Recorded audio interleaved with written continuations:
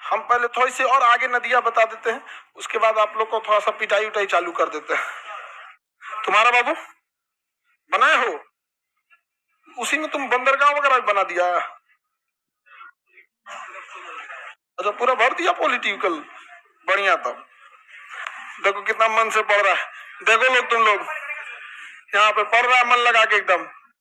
सब ऐसे शपथ लोग एकदम चौपट करना है, और चौपट करने के समय कोई मोह माया नहीं, कोई रहम नहीं, एकदम चौपट करना है ऐसे आकर। अब बोल के कर दिलो चौपट जा, नहीं शपथ दिला देते हम, किसी दिन संगठन बना देते हम इन सौ का एक। हाँ, आगे बढ़ते हैं हम लोग।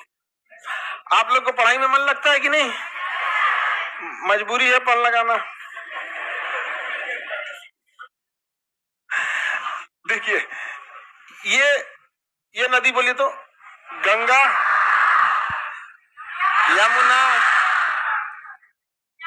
चंबल, सिंध, ये कौन सा, बनास, ये काली सिंध, सिंध बेतवा केन, सिंध बेतवा। इधर देखेंगे लूनी नदी, इस साइड में बनाएंगे लूनी नदी। तो आज आपको लूनी नदी से बताना है, ठीक है। लूनी नदी मरुस्थल में खत्म हो जाती है, लूनी नदी मरुस्थल में ही समाप्त हो जाती है। कौन सी नदी? लूनी नदी। आपका कौन सा क्लास है? First class. ये लास्ट क्लास है आज, समझा ही नहीं, गजब स्टार्ट करती है क्लास ये। आगे बढ़े, किसी को कोई दिक्कत नहीं ना? बीपीएससी टीचर्स वैकेंसी की कोई बैच है? बिल्कुल है, आजकल में उसका सिलेबस दे देगा, उसके बाद आप लोग को समझ में आ गया कि नहीं है? बीपीएससी टीचर्स वाले में आगे बढ़े। एक बात बताइए, नक्शा को आधा काट देते हैं, क्योंकि हम तो इधर वाला पढ़ा दिए, ऊपर वाली नदियां, तो ये सबको हम काट देते हैं, ऊपर वाली नदियां काट देते हैं। बस हमें कौन सा पढ़ाना है? नीचे रन, ये नदियों को पढ़ाना है। रेडी है आप लोग? बताइए ये कौन सी नदी होगी? और ये यमुना, चंबल, बनास, काली सिंध, सिंध बेतवा केन, हुगली नदी। ये तो बांग्लादेश में जाएगा, और इसकी ये शाखा हुगली नदी। बताइए, ये बताइए दामोदर, स्वर्णरेखा, दामोदर के नीचे स्वर्णरेखा। ये राजस्थान वाली नदी, कच्छ के रण में समाप्त होने वाली नदी लूनी नदी, कच्छ के रण में लूनी नदी, कच्छ के रण में लूनी नदी। याद रहेगा? अब मेरी ओर ध्यान से देखिए। हाँ बाबू, एकदम गड़बड़ हो गया है, उसको सुधार लीजिएगा। लूनी नदी चंबल में नहीं मिलती है, लूनी नदी मरुस्थल में समाप्त होती है। कौन से मरुस्थल में? कच्छ के रण में, कच्छ के रण, कच्छ के रण एक मरुस्थल है, क्षारीय मरुस्थल है। तो लूनी नदी किसमें समाप्त हो जाती है? कच्छ के रण में। ऐसे इसे हम लोग रिवर ऑफ एम्फीमरेंट कहते हैं, वैसी नदी जो रास्ते में समाप्त हो जाती है। छोटा बाबू कौन क्लास?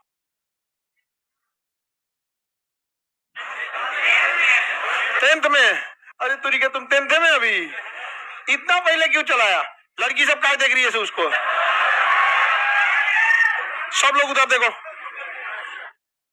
टेंथ में हो, ठीक है, मन लगा के पढ़ाई करना, ठीक है। अरे नहीं, सब उसको अब बेचारा अब ये उसको ऐसे बिगाड़ देगी सब। कोई लड़की अगर किसी को डिस्टर्ब की, पीट देंगे हम। बेचारा सीधा साधा लड़का सपना लेके आता है, हमको घर का कर्जा उतारना है, खेत छोड़वाना है, बहन का शादी करना है, करियर बनाना है, तब तक उसको कोई दिख जाता है, खत्म कहानी हो जाता है। समझ में आई ना? इसलिए कोई यहाँ पे कर दे बाल और सीधा बाहर कर देते हैं हम यहाँ पे। मजाल क्या किसी का कोई कर दे? अभी टेंथ किए हो ना, मन लगा के पढ़ाई करना। क्या करना आगे? इंजीनियरिंग, मेडिकल या कंपटीशन। अभी ये डायरेक्ट आ गया है विचार। बहुत कोरोना के बाद एक चीज हुआ ना, लोग बहुत जागरूक हो गए हैं। अब गार्जियन भी, पहले क्या था ना कि लड़का पढ़ने के लिए कहता था, अब हमारे यहाँ ना गार्जियन एडमिशन कराने आते हैं। अच्छा, उनको अभी भी आदत स्कूल वाला है, कहते खान सच का किसको अगवा बैठाइएगा एक बार क्लास में देख लेंगे ना, इतना लड़का रहता है तो हमार लड़का भुला जी तो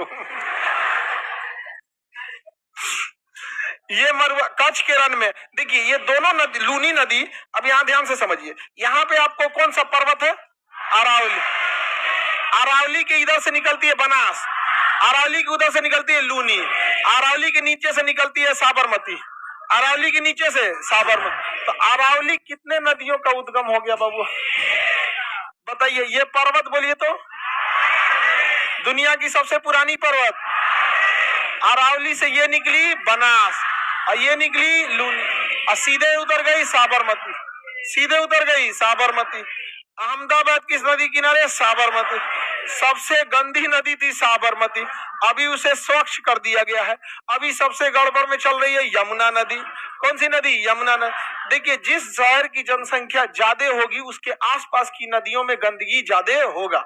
अब दिल्ली और एनसीआर के आसपास में इतनी फैक्ट्री, इतनी जनसंख्या जिसका कोई हद नहीं। सबसे ज्यादा जनसंख्या वाला शहर कौन है? दिल्ली है। तो एक तो ये जेन्युइन है, दूसरा हमारा मैनेजमेंट भी है।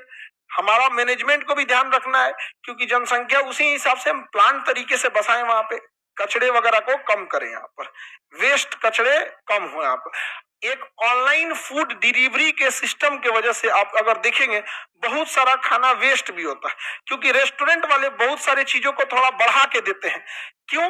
क्योंकि उनकी भी एक बिजनेस है। अगर वो खाना को कम देंगे और खाना बाई दी वे घट गया तो आप अगली बार उस रेस्टोरेंट से ऑर्डर नहीं करते। अब अगर बच गया तो आप फेंक देते हैं यहाँ पर। अब वो किसी का कोई पैमाना नहीं है, ये कौन क्या खाना दे देता है यहाँ पे, समझ में आएगी नहीं? क्या कैचअप टैचअप चटनी उटनी नहीं दे देता है सर? आप में से कई लोग उसको बहुत चाव से खाते हैं। समझ में गए? चटनी न दिया, ललका चटनी नहीं दिया, हरियर का चटनी नहीं दिया, करी का चटनी नहीं दिया, उजर का चटनी नहीं दिया। तो ऐसे चटनी वाले भी बहुत, कुछ लोग खाते ही नहीं है।